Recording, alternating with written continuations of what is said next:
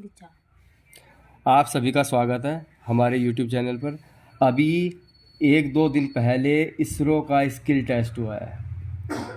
इसरो का skill test 2024, ठीक है। अब इस स्किल के अंदर क्या क्या पूछा गया है, मेन चीज़ ये है सोचने वाली। देखो किस तरीके से पूछने वाला पूछ रहा है। तो इसरो का जो स्किल टेस्ट हुआ है 2024 में, देखो इसके अंदर क्या पूछा गया है। पहला क्वेश्चन बच्चों से ये पूछा गया है, गोडाउन वायरिंग, ठीक है। अब देखो बहुत आसान है गोडाउन वायरिंग, पर देखो दिक्कत कहाँ पे की उन्होंने। जो एग्जामिनर होता है वो आपको टेस्ट करता है कि आपने गोडाउन वायरिंग किया हुआ है नहीं किया हुआ है। यहाँ पे भी उन्होंने कंफ्यूज करने के लिए हमसे ही ये पूछ लिया कि भाई ये बताइए कि गोडाउन वायरिंग के लिए आपको क्या क्या सामान चाहिए, ठीक है। और आपने किया होगा तो आप बता सकते हैं आपको क्या क्या सामान चाहिए, नहीं किया होगा तो फिर वही चीज़ है, कन्फ्यूजन रहेगी कि क्या चाहिए क्या नहीं चाहिए, ठीक है।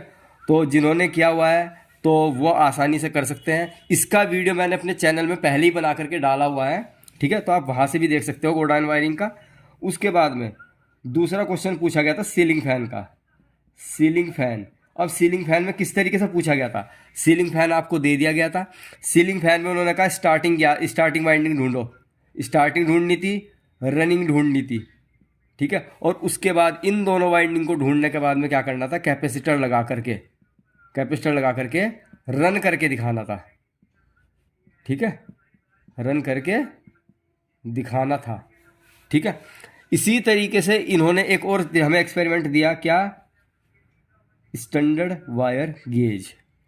और यहाँ पे हमें कंफ्यूज करने के लिए क्या कर दिया, माइक्रोमीटर भी दे दिया, ठीक है। अब इन दोनों की सहायता से देखो माइक्रोमीटर भी चलाना आसान होता है, स्टैंडर्ड वायर गेज भी चलाना बहुत आसान होता है। तो इनकी सहायता से हमें क्या करना था, हमें सिर्फ किसी जो वायर हमें दी हुई थी, दी गई वायर का साइज निकालना था, ठीक है। साइज निकालना था। अब स्टैंडर्ड वायर गेज का मैंने अपने चैनल पे पहले ही करा रखा है कि किस तरीके से आप किसी भी वायर का साइज जो है किस तरीके से निकालते हैं, ठीक है। तो इसको भी आप मेरे चैनल पर जा करके देख सकते हैं। उसके बाद इन्होंने एक और चीज़ दी है, क्या, हमें कॉन्ट्रैक्टर दिए, ठीक है। और कॉन्ट्रैक्टर के बारे में हमसे पूछा गया कि कॉन्ट्रैक्टर कैसे काम करता है, किस तरीके का होता है, एनओ पोजीशन का होता है या एनसी पोजीशन का होता है, कैसा होता है, किस तरीके से वर्क करता है। उसके बाद में हमें एड एंड ब्लॉक अलग से दे दिए, ठीक है। एड एंड ब्लॉक जो थे वो अलग से दे दिए। उसके बारे में पूछा कि कौन सा एनओ कौन सा एनसी है, कैसे ज्ञात करोगे, ठीक है। तो मैंने कॉन्ट्रैक्टर की और एनओ एनसी की वीडियो भी पहले ही डाली हुई है अपने चैनल पर, तो आप वहाँ से इसको देख सकते हैं। उसके बाद में साथ साथ में इन्होंने क्या किया है, कुछ लग्स दिए गए, कुछ लग्स बोलो, थिम्बल बोलो, ठीक है। ये क्या होते हैं, देखो आपने जब भी आप सब स्टेशन के पास में देखते हो या फिर कहीं पे भी वायरिंग को देखते हो तो क्या होता है, जैसे ट्रांसफार्मर से कोई वायर निकली होती है या फिर वायर जुड़ी होती है, बुशिंग से जुड़ी होती है, तो उसके ऊपर एक लग्स टाइप का इस तरीके से यू शेप का ऐसा एक होल लगा रहता है जिसके अंदर वायर कनेक्ट रहती है। तो इसी को बोलते हैं लग्स, ठीक है। इसको बोलते हैं लग्स, ठीक है। तो लग्स के बारे में जानकारी ली उन्होंने कि लग्स कैसे होते हैं, कहाँ कैसे कैसे फिट किए जाते, लगाए जाते हैं, ठीक है। उसके बाद इन्होंने हमें क्या दिया, एमसीबी किस तरीके से लगती है सर्किट में, ईएलसीबी दे दी।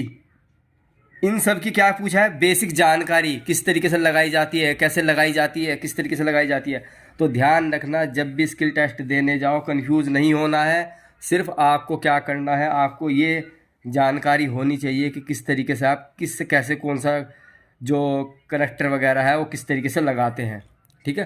तो इस तरीके से मैंने बेसिक जानकारी आपको दी है कि हमारे जो स्किल टेस्ट है इसरो का, उसके अंदर क्या क्या पूछा गया था, किस किस तरीके से पूछा गया था।